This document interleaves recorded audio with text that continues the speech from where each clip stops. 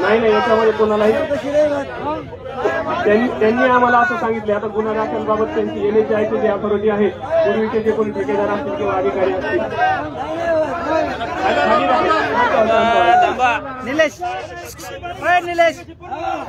आज आम्ही immediate divergence सुरू केलेलं आहे. हेवी व्हेकल किंवा मोठं वाहन कोणत्याही या रस्त्यावरून जाणार नाही.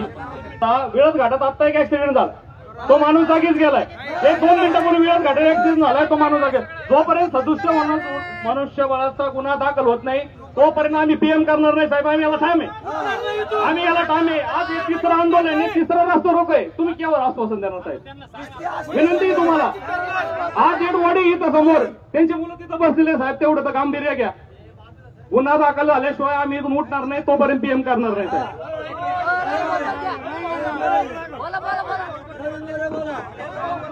इकडे बघा साहेब, हे जर लवकर अधिकारी आले नाही आणि यांच्याबरोबर गुन्हा दाखल झाला नाही तर आमची विधी सुद्धा या नगर मनमाड हायवेवरच करणार. आम्ही तुम्हाला हे सांगतो. टाळे वाजू नका, टाळे वाजू नका. ही दुःखद घटना आहे, टाळे वाजू नका.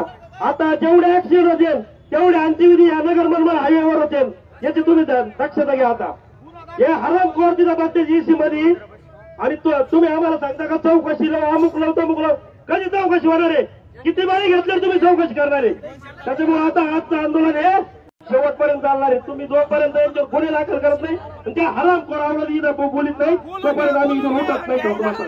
आणि आम्हाला काय फाशी घाला द्यायची आणि आम्हाला काय गोळ्या घालायचे ते घाला तुम्ही. आता आम्ही हालत नाही इथून.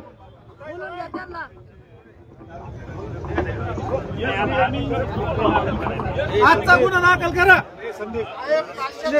बोला